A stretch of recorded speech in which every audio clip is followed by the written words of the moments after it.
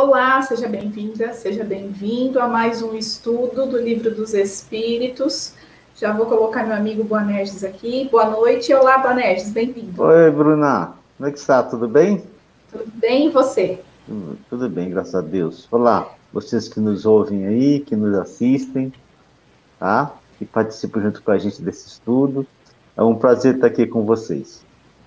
Infelizmente, hoje nossa amiga Carolina Abdala não pôde estar conosco fisicamente, mas está em pensamento, né? E antes de começar, da prece mesmo, eu só gostaria de lembrar que esse nosso estudo, ele vem desde o ano passado, tá? Totalmente no formato online, e ele acontece tanto no Facebook quanto no YouTube da União Espírita de Piracicaba, e toda quinta-feira, às 7 horas da noite, mas ele fica lá gravado se você não pode assistir nesse horário, tá? Então a gente vem em sequência, desde o ano passado, na leitura das questões do Livro dos Espíritos e vamos fazendo os comentários dessas questões.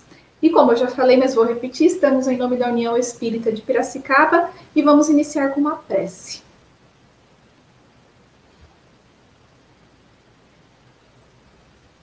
Elevando o nosso pensamento à espiritualidade amiga que tanto nos acompanha, nos orienta, a Jesus, nosso exemplo, o nosso irmão mais velho, e a Deus, nosso Pai de bondade.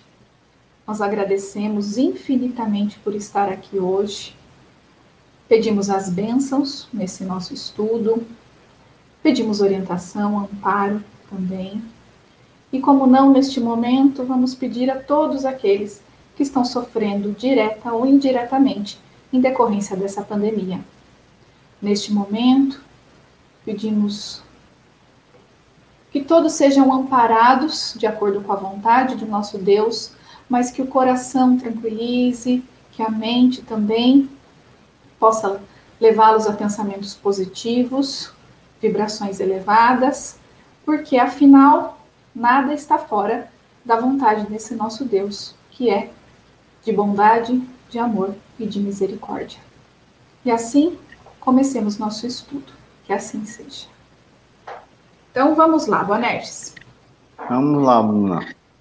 Semana passada, a gente, em continuação ao estudo da progressão dos espíritos, né, nós conversamos que todos passam, todos os espíritos, todos nós, passamos pela fieira da ignorância e não pela fieira do mal, como os espíritos responderam. E entendemos a existência e o papel do livre-arbítrio e o quanto isso confirma a bondade e a justiça divinas, né? Entendemos que todos chegarão à superioridade moral, sem exceção, alguns em um tempo mais curto, outros em um tempo mais demorado, por conta das escolhas individuais. Compreendemos também que o que chamamos de anjos são espíritos puros, que estão no mais alto grau da escala e reúnem em si a perfeição, as perfeições no caso, né? Mas que para isso eles percorreram a escala, né? A escada da evolução, ou seja, eles percorreram todos os graus daquela escala espírita que a gente já estudou. E por fim, entendemos que não existem demônios na acepção de um ser que foi criado mal, foi criado para o mal, porque isso iria contra um Deus bondoso e amoroso, né? Então, eu lembro a vocês, se houver alguma dúvida, podem escrever no chat que a gente vai responder nos próximos vídeos, tá? Então, vamos iniciar hoje um novo tema, né?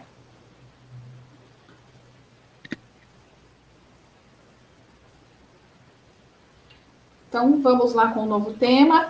Hoje vamos falar, estamos no capítulo, na verdade, da encarnação dos espíritos, e nós vamos ver o objetivo da encarnação e vamos ver a alma, tá? Então, as perguntas serão 132 a 135, 137 e 141. Primeira pergunta de hoje. Qual o objetivo da encarnação dos espíritos? Resposta. Deus lhes impõe a encarnação com o fim de fazê-los chegar à perfeição. Para uns é expiação, para outros, missão. Mas, para alcançarem essa perfeição, tem que sofrer todas as vicissitudes da existência corporal. Nisso é que está a expiação. Visa ainda outro fim a encarnação, o de pôr o espírito em condições de suportar a parte que lhe toca na obra da criação. Para executá-la, é que em cada mundo toma o espírito um instrumento de harmonia com a matéria essencial desse mundo, a fim de aí cumprir, daquele ponto de vista, as ordens de Deus. É assim que, concorrendo para a obra geral, ele próprio se adianta. Temos um comentário de Kardec aqui.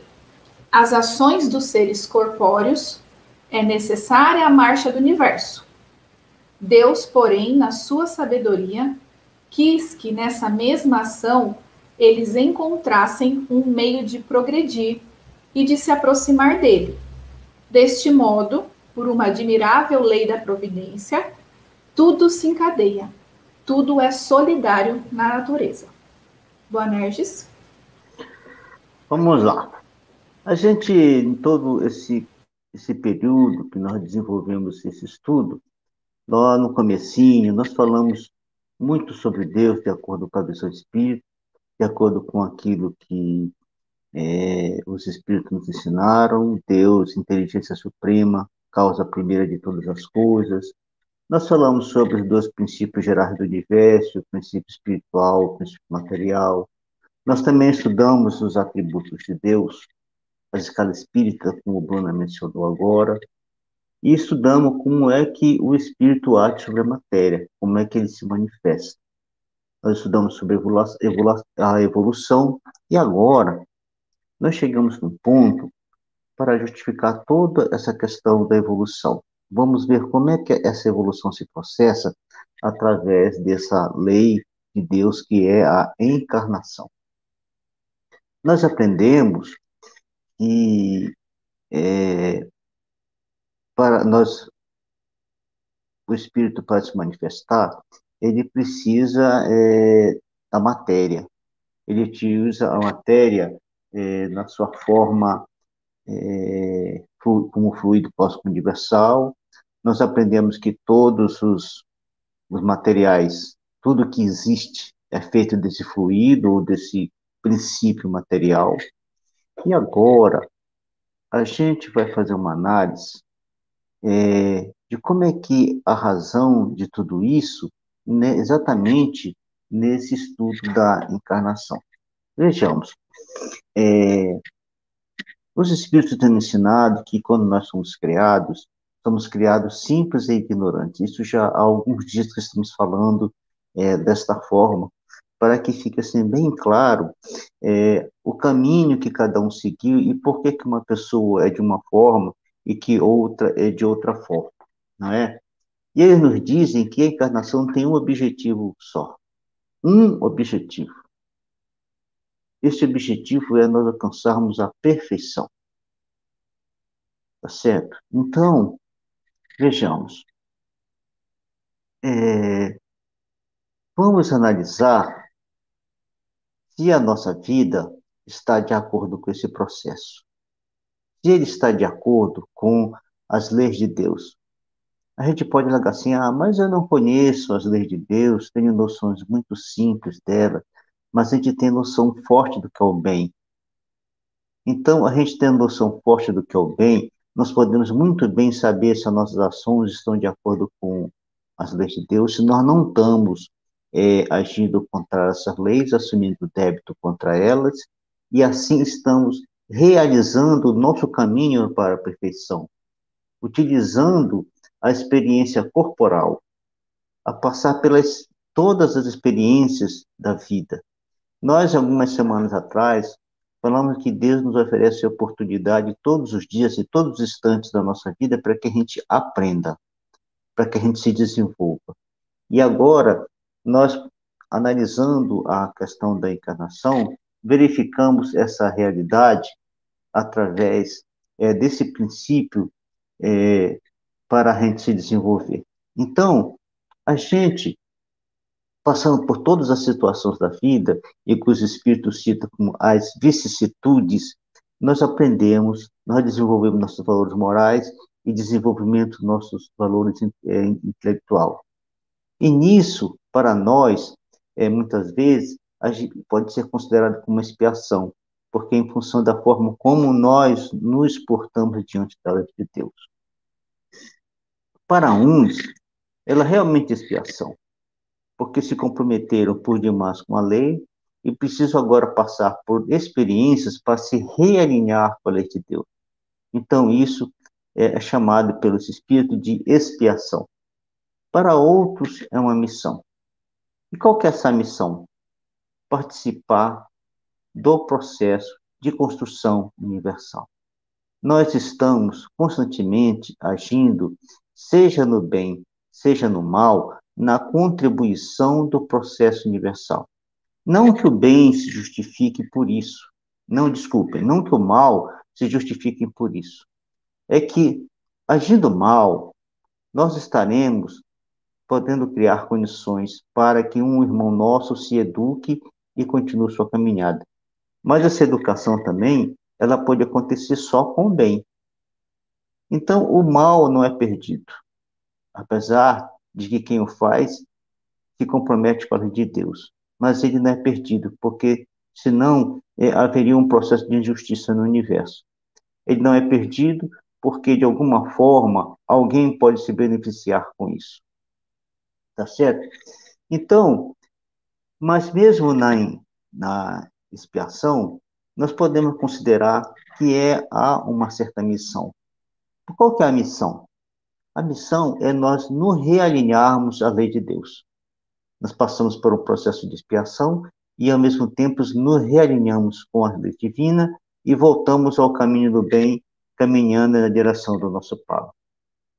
Com tudo isso, realizando todas as coisas dessa forma, nós participamos da criação universal.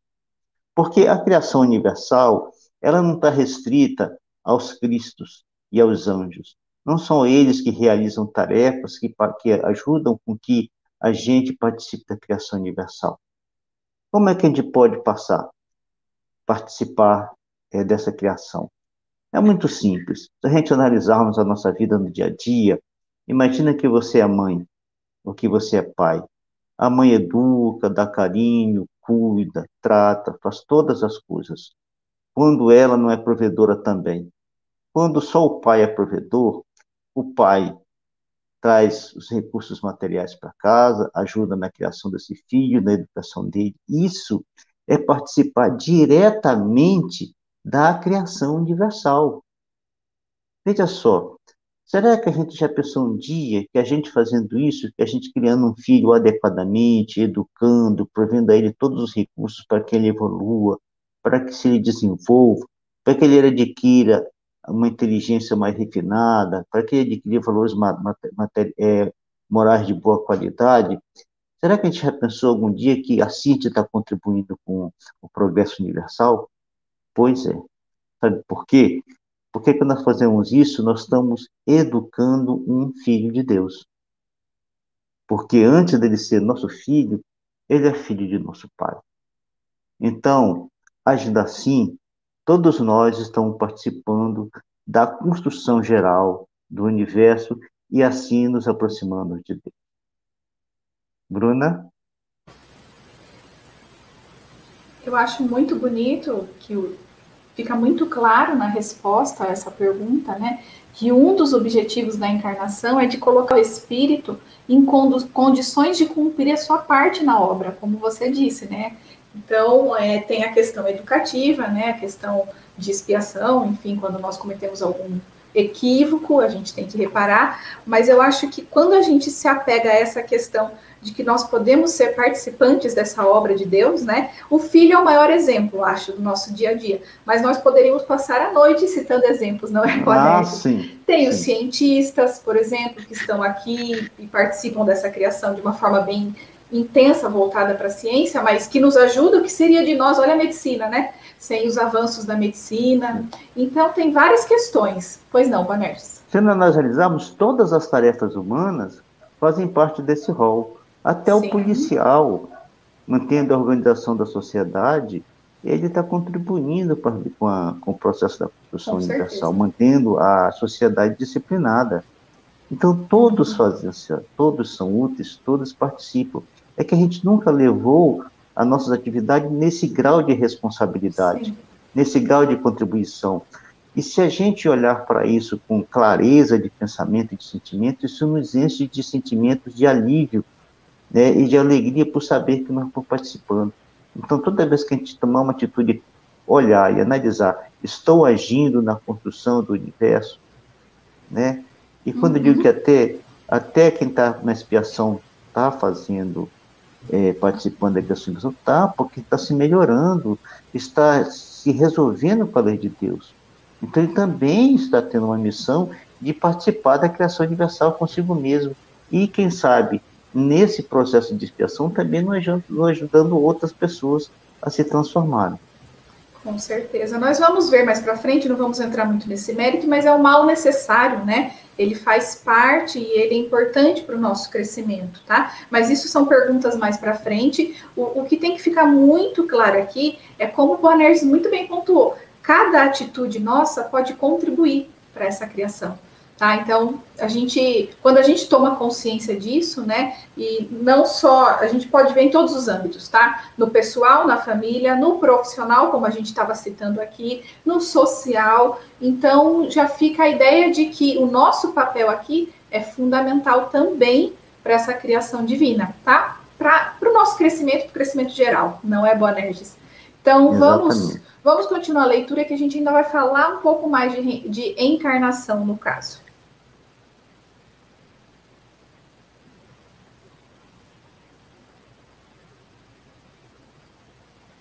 Pergunta 133. Tem necessidade de encarnação os espíritos que, desde o princípio, seguiram o caminho do bem? Resposta: todos são criados simples e ignorantes e se instruem nas lutas e tribulações da vida corporal. Deus, que é justo, não podia fazer felizes a uns sem fadigas e trabalhos, consequentemente sem mérito. A. Mas então, de que serve aos espíritos terem seguido o caminho do bem, se isso não os isenta dos sofrimentos da vida corporal? Resposta: chegam mais depressa ao fim. Demais, as aflições da vida são muitas vezes a consequência da imperfeição do espírito. Quanto menos imperfeições, tanto menos tormentos. Aquele que não é invejoso, nem ciumento, nem avaro, nem ambicioso, não sofrerá as torturas que se originam desses defeitos. Boanerges? Ah,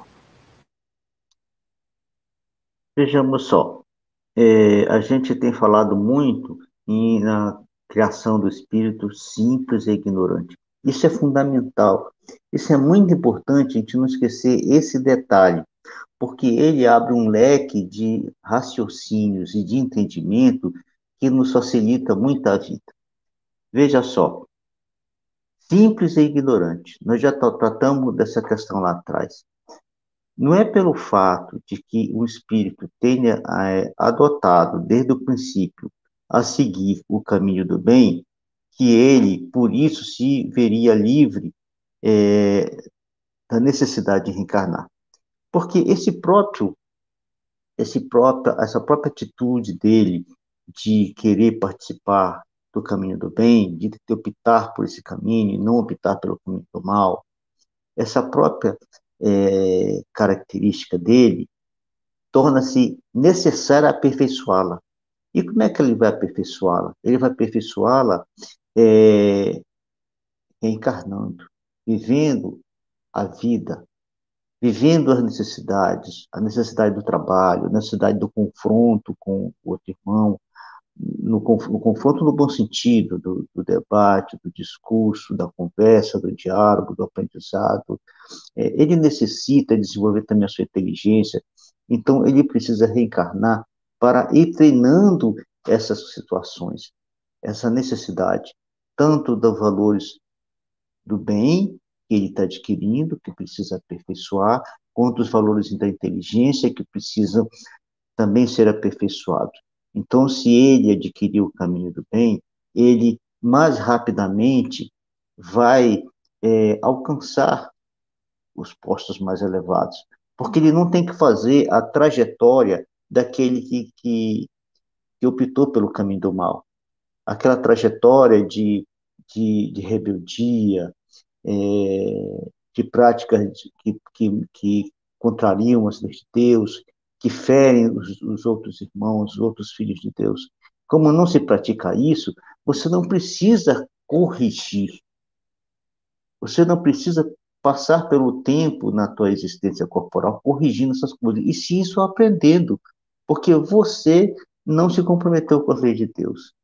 Então, todas essas experiências que nós passamos, mesmo na confrontação com o mal, é muito importante para fortificar o bem em nós.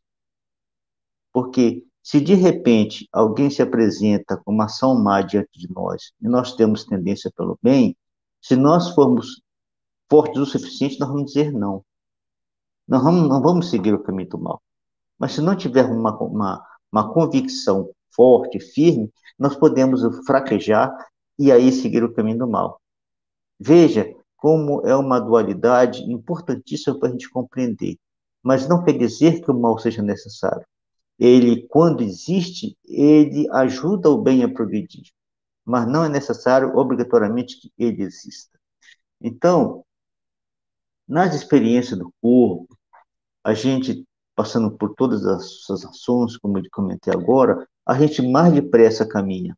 A gente adquire conhecimento mais rápido, a gente adquire valores morais mais rápidos, e assim, por consequente, a gente não sofre todas essas ações em nosso corpo, em nossa vida diária, de dificuldades, porque se nós não somos invejosos, não somos ávaros, não somos ciumentos, não somos ambiciosos, qual a necessidade de a gente passar pela experiência de alguém que é avaro? Qual a necessidade de passar pela experiência para se libertar da inveja? Não é necessário. Então, não perdemos tempo com isso. Vamos direto para o caminho para lá na frente. E assim nós caminhamos mais rapidamente. Por isso, se hoje nós percebemos em nós alguma dessas características de inveja, de ciúme, de avareza, de ambição, de vaidade excessiva, se nós percebermos isso em nós e conseguirmos descobrir esses valores em nós, procuremos, procuremos com a ajuda de Deus, com a ajuda dos Espíritos, com a ajuda de Jesus, do nosso anjo da guarda, nos libertar disso. Através da oração, através da meditação, nós podemos nos libertar dessa chaga que possa eventualmente existir em nós e começar a caminhar mais rápido. Porque se não fizermos isso, o nosso processo será sempre um pouco mais doloroso que daquele que optou pelo caminho do bem e assim mais rapidamente se aproxima de Deus. E quando a gente estudou a escala espírita, né, uns programas atrás, a gente viu que dentro até da segunda ordem tem espíritos bons, né, mas que tem um pouco mais de conhecimento mesmo intelectual, e outros que têm mais a moralidade. Então, assim, vamos sempre lembrar que tem a questão, o avanço na parte intelectual e na parte moral, e que elas não necessariamente caminham juntas, né? Então, por isso que, inclusive, esses bons, vamos colocar assim, né, que têm atitudes mais voltadas para o bem, também precisam da encarnação, né? Para aperfeiçoar todas essas arestas, como você falou, até chegar àquela perfeição. E cada um tem seu papel, não é, Bonerges? Eu acho que isso é muito... Para mim, nos meus estudos, quando eu entendi isso, fez toda a diferença, porque eu achei muito bacana. Ninguém tá à margem, né? Todo mundo tem o seu papel. Não, inclusive, esses espíritos bons, dentro de uma hierarquia lá, tem trabalho para todo mundo, não é, Bonerges? Vai ficar lá tocando harpa. Não, inclusive para os maus. Não, Tem inclusive trabalho para os para isso maus. também. Sim, Tem sim. trabalho. A misericórdia de Deus não deixa nenhum dos seus filhos à parte. Não há espaço para a preguiça, não há espaço para a ociosidade, não há espaço para a inanição, não há. Para todos há atividade. E isso, a beleza da criação universal, a beleza da proposta de Deus para todos nós. Se nós nos sentirmos mal hoje, por exemplo, puxa, agora eu não vou ser mais, certo? Vou me Toma corrigir. consciência, entende Vou me o que corrigir, vou deixar de isso traz de ser. consequência, É, né? E se corrige, exatamente. Né? Eu exatamente. estava lendo, eu não lembro qual parte do livro dos Espíritos mesmo, mas estudando aqui para nossa conversa, e eu vi a seguinte frase que eu achei maravilhosa, é dentro do livro dos Espíritos, eu não anotei onde, mas que essa encarnação, né, é um processo superior de aquisição de felicidade a que está destinada todas as criaturas por efeito da sua herança divina. A herança divina que a gente tanto fala. Então, como herdeiros do nosso Pai, né, esse processo é o processo de aquisição de felicidade. Por isso que a gente reencarna, no caso, né? A gente está falando em É. encarnação, porque é o termo técnico que ele está usando para explicar por que vir para esse corpo, né? Mas vamos falar bastante de reencarnação ainda mais para frente. Tanto é, Bruna, que lá atrás os espíritos falaram que o processo é felicidade pura. Uhum. É para alcançar a felicidade pura, sem mácula, sem as necessidades da matéria, liberto das imposições da matéria sobre nós. Felicidade pura. E olha, agora a gente encerra o tema esse pequeno subtema da encarnação, que a gente vai começar a falar de alma, tá? Tudo dentro desse capítulo interrelacionado. Então vamos seguir.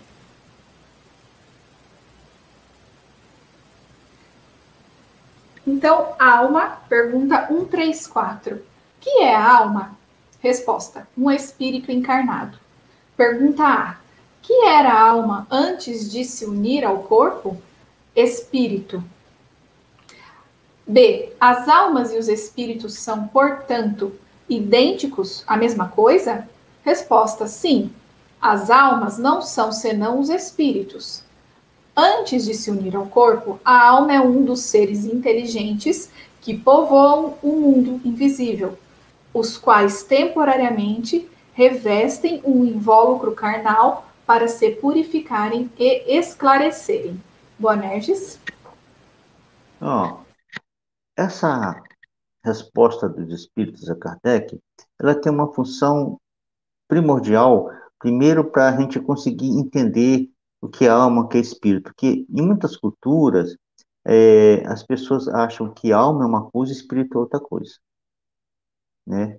Então aqui desmistifica essa visão e os espíritos deixam bem claro, olha, a, a alma é um espírito encarnado, tá certo?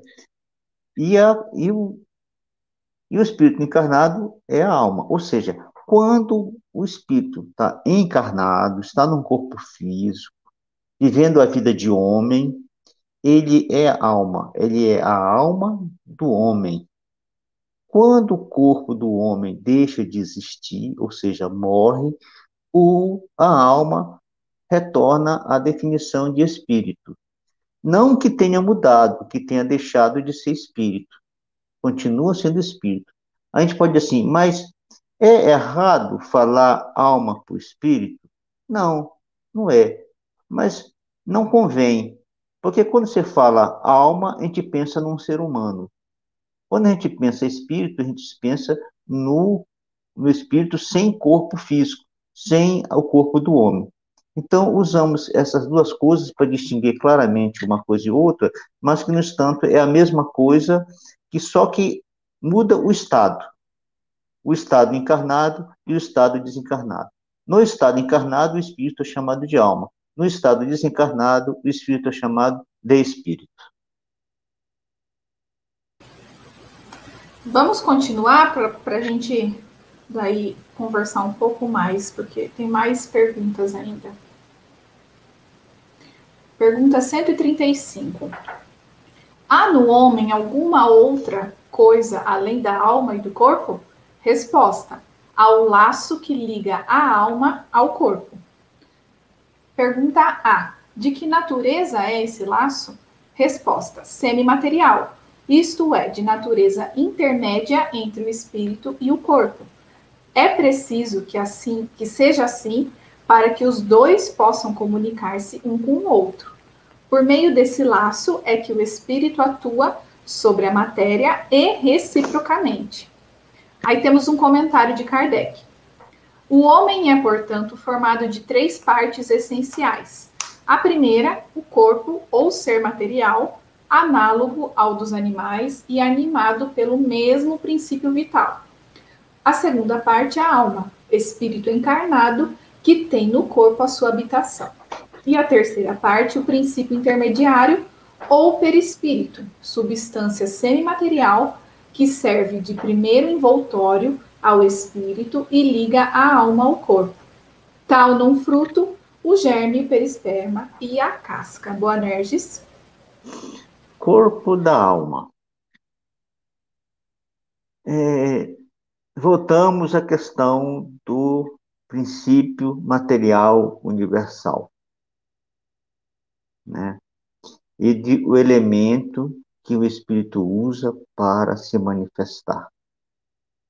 Então, o laço, ou o elemento, ou o corpo que liga o espírito ao corpo físico, que liga a alma ao corpo físico, é feito desse material. Ele é feito de um material que os espíritos chamam semimaterial, devido à dificuldade de definir, de encontrar definições mais claras na nossa linguagem. Ele usa o termo semimaterial, que é esse fluido cósmico, esse princípio material universal modificado. Ele é modificado de uma característica tal que ele adquire uma maleabilidade em que ele fica entre o espírito e o corpo físico, entre a alma e o corpo físico, permitindo que que o espírito haja sobre o corpo físico através desse corpo. E as ações, por que isso? Por que Deus fez isso? Porque o espírito não consegue atuar sobre a matéria densa, essa matéria que nós conhecemos, esse corpo que nós pegamos e sentimos ele. O espírito não possui características para agir sobre ele diretamente. Então, por isso que se forma esse corpo intermediário, esse corpo semimaterial, que permite essa conexão. E assim é possível viver, é possível o homem existir, porque senão teria só o corpo animal e não teria a alma para tornar possível a dinâmica do corpo físico. Porque toda essa dinâmica de falar, de pensar, de agir, de se locomover, de tomar atitudes, toda ela não vem do corpo físico, ela vem da alma. É a alma que gera tudo isso, né? As pessoas às vezes falam assim, mas é, a alma é fraca porque o corpo é fraco. Não é. A alma é fraca porque a alma é fraca. E o corpo é fraco porque a alma é fraca. Não é o corpo que dá a qualidade à alma, é a alma que dá a qualidade ao corpo. Então, oi, Bruno. Não, eu ia falar, é o corpo como instrumento mesmo, né? Que é o que Exatamente. O corpo é exatamente um instrumento para nós, para a gente poder nos movimentar. Então, compreendido essa necessidade de existir esse segundo corpo, a gente pode fazer uma análise de que é constituído o homem, do corpo físico, que ele tem como semelhante o corpo animal, que é igual ao corpo animal no que diz respeito à característica, mas na essência não. A essência é diferente, tá certo? E também o fluido vital, que é o fluido vital que dá a vida ao corpo físico, tá certo? Então, a união do corpo físico humano com o corpo espiritual, esse corpo semimaterial e a alma, dão o homem. Surge o homem. O homem não é homem só pelo corpo, porque seria simplesmente animal, tá certo? Então, a junção desses três elementos que é que permite a existência do homem. Se caso o corpo morrer, é apenas o corpo do homem que morre, não é o ser que morre. O ser continua vivo agora em espírito, com o seu corpo espiritual, desse invólucro semimaterial, com definição dos espíritos. E que Kardec, nas suas meditações e nas suas análises, deu nome para esse corpo, de forma didática para nós, como perispírito. Então, daqui para frente, quando nós falarmos de perispírito, nós estaremos falando desse corpo do espírito, que é utilizado, quando encarnado, para fazer a ligação entre o espírito e o corpo do homem. Aqueles que estão nos acompanhando perceberam que já falamos do perispírito e agora nós retomamos. Isso vai acontecer durante toda a obra, porque Kardec sempre vai trazer, resgatar, né, uma informação, um conceito e aprofundar um pouco mais ele, tá? Então, neste momento, falando de alma, né, o perispírito é fundamental. Então, nós vamos, por isso que tem esse apontamento aqui, e agora nós vamos seguir, que vai aprofundar um pouco mais nesse estudo da alma mesmo. Então, pergunta 137.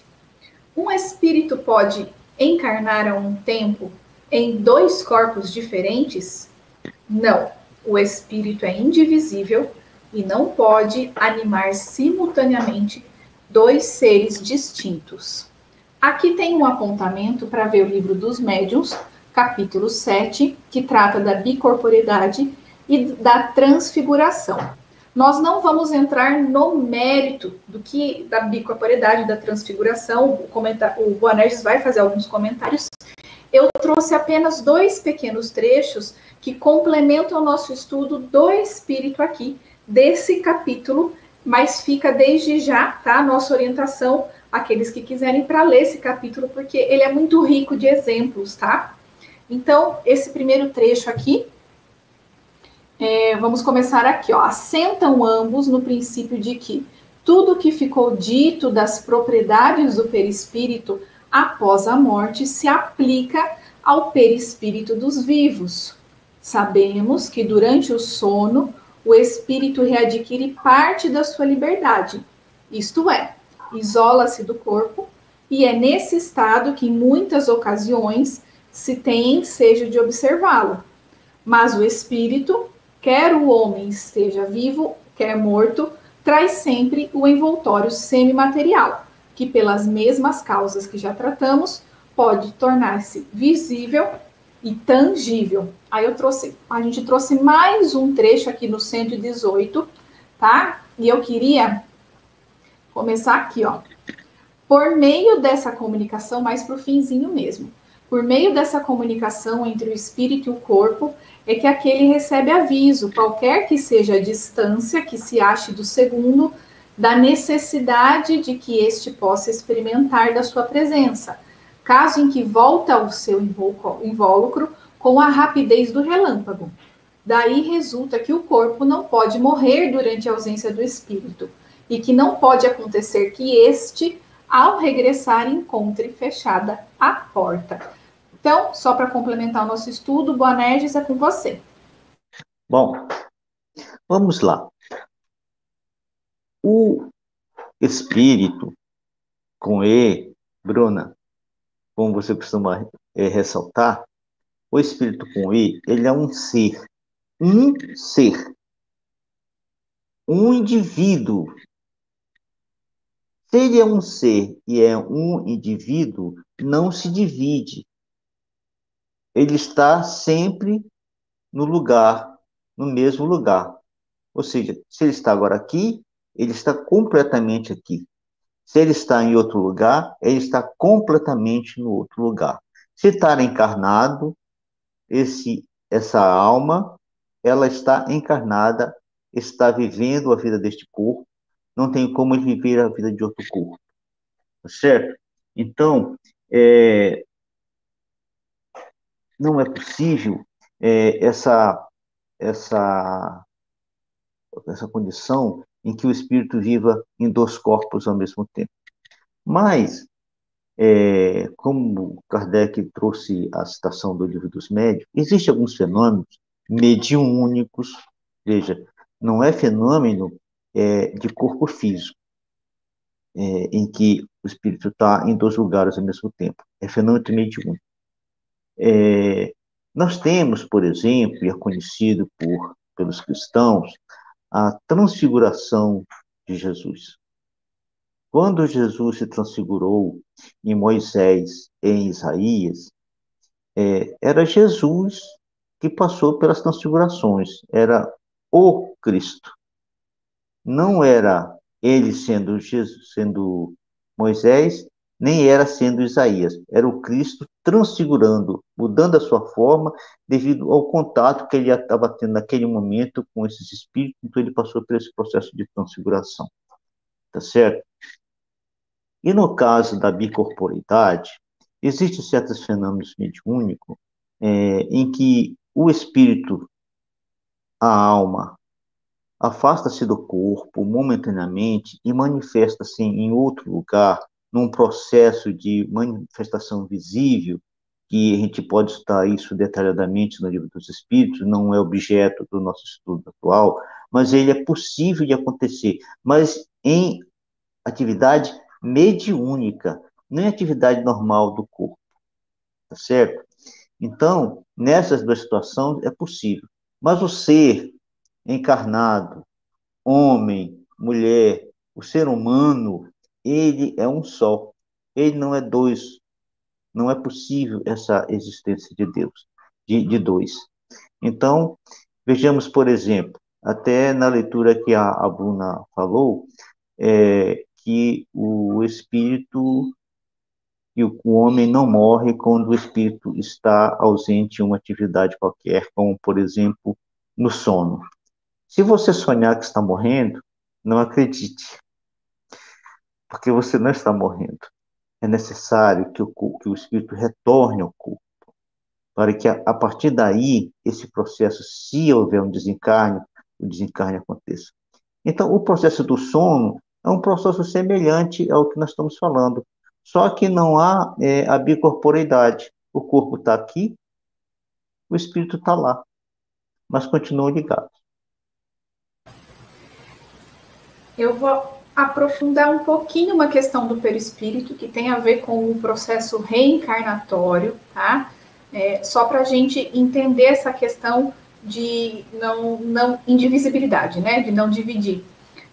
O processo reencarnatório, né? Na verdade, assim, como a gente falou, como foi a imagem trazida pelo Kardec, né? Nós somos três partes. Então, o corpo, o espírito, a alma, que é o espírito encarnado, né? Como a gente viu, e o que liga eles, que é esse perispírito, tá? Só que para isso acontece dentro de um processo reencarnatório que a gente chama, tá? Uma ligação, como se fosse célula a célula desse corpo espiritual ao corpo material, tá? Então é como se nós fôssemos unidos, nós somos unidos a esse corpo material ao nosso corpo espiritual. E isso é indivisível, tá? Acontece a quebra com a morte, né? Porque aí a morte do corpo físico, né? Porque o corpo espiritual continua.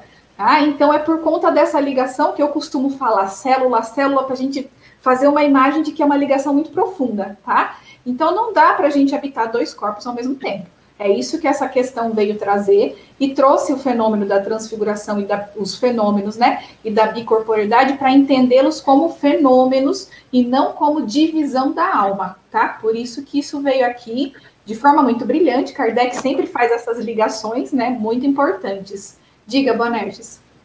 Veja, Bruno, até no processo de formação do corpo humano, já é uma indicação clara da impossibilidade dessa existência da alma, da mesma alma, em dois corpos, né? Porque está todo um processo de fecundação, de formação do feto, depois de criança. Veja só, como é que poderia, num estado de inconsciência, como criança, o espírito estar em dois corpos? Não é? Não se encaixa. Então, a formação do corpo humano já fica muito bem claro essa unicidade de corpos para o espírito.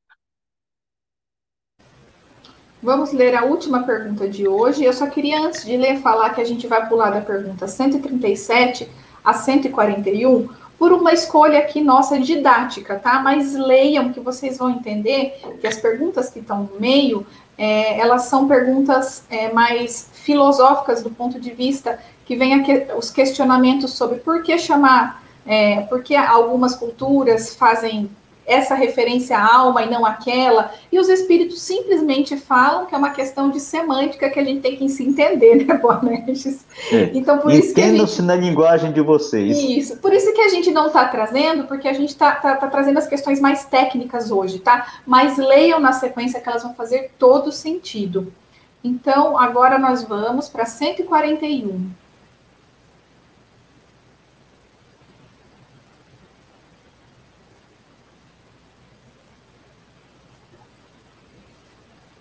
Então, 141.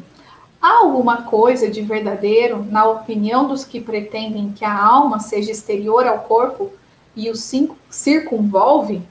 Resposta: a alma não se acha encerrada no corpo, qual pássaro numa gaiola. Irradia e se manifesta exteriormente, como a luz através de um globo de vidro ou como o som em torno de um centro de sonoridade. Neste sentido, se pode dizer que a alma é exterior, sem que isso constitua o envoltório do corpo. A alma tem dois invólucros, um sutil e leve, que é o primeiro, ao qual chamas perispírito, outro, grosseiro, material e pesado, o corpo. A alma é o centro de todos os envoltórios, como o germe e o núcleo, já o temos dito. Boanerges? Como a Bruna falou agora há pouco, no processo de encarnação, o corpo espiritual, o perispírito, ele se une ao corpo físico, célula a célula, molécula a molécula. Ou seja, há uma interação total e dinâmica entre o corpo do espírito e o corpo físico do homem. Essa interação é necessária para que a vida seja pungente, para que o espírito tenha o domínio total sobre o corpo, para que ele possa ter essa ação dinâmica de agir.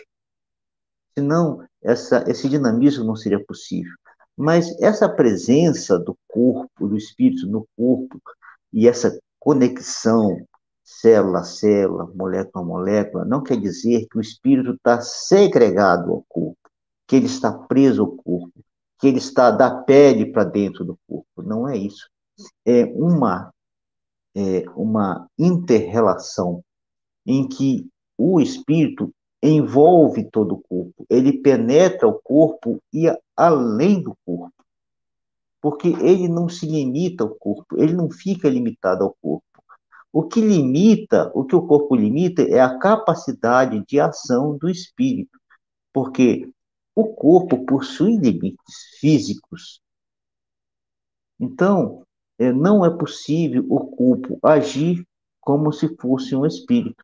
Ele tem que agir dentro dos seus limites físicos, de andar, de correr, de saltar, de fazer uma série de coisas que estão dentro da sua característica física e fisiológica. Não é possível ele fazer coisas que o espírito faz. Então, por isso, dessa limitação, não quer dizer que o espírito está circunscrito. Ele não está circunscrito, tá certo? Ele se irradia além do corpo, ele se expande além do corpo.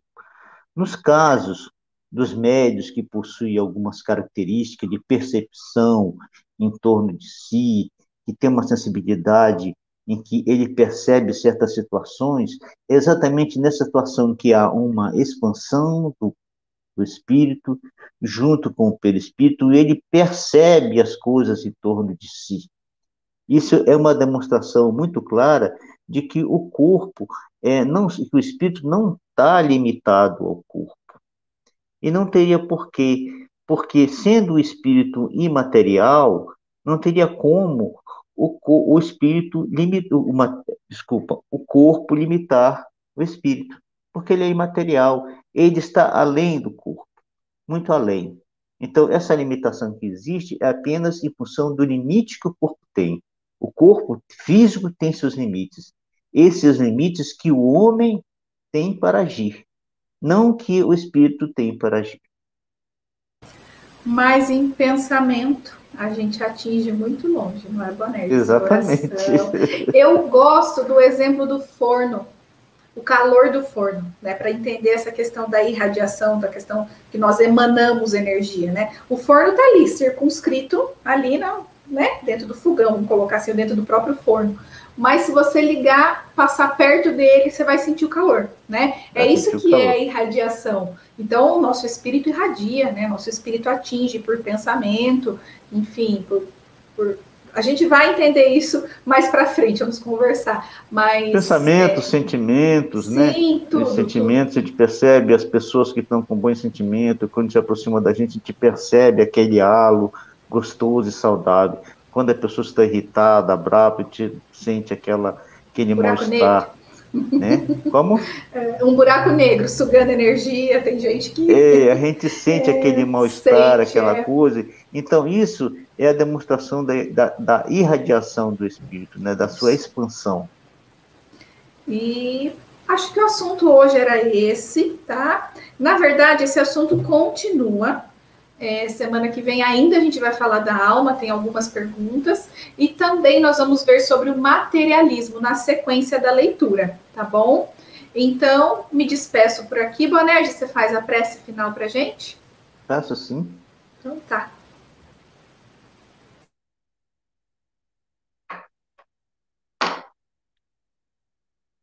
Então, mais uma vez, Senhor da vida, Senhor de todo o universo, nosso Pai, nosso Criador, nós te agradecemos, Pai, por mais este dia, por mais essa oportunidade de estudo e dessa possibilidade de debate e de explanação desses ensinamentos espíritos que são para nós libertadores, que nos libertam de séculos e mais séculos de ignorância espiritual, que nos permite, assim, tendo conhecimento das leis dentro dos nossos limites, podemos realizar nossa caminhada com mais segurança em tua direção, com mais certeza daquilo que é bom e do que não é bom para nós, daquilo que estamos fazendo e que estão de acordo com as tuas leis e nos permite que a gente cresça, evolua, desenvolva, sejamos felizes,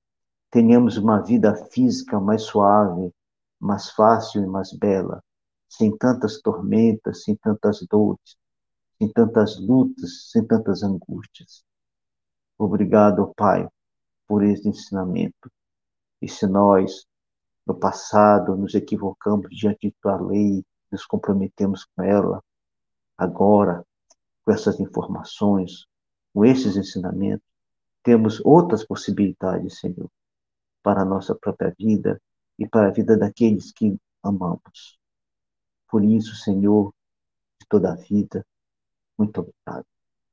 Muito obrigado por mais esta oportunidade sem igual que tu nos oferece, como tu nos oferece a vida, como tu nos oferece o dia, como tu nos oferece a luz do sol que nos aquece e ilumina nossos dias, como tu nos oferece o ar que respiramos para a sustentação do nosso corpo.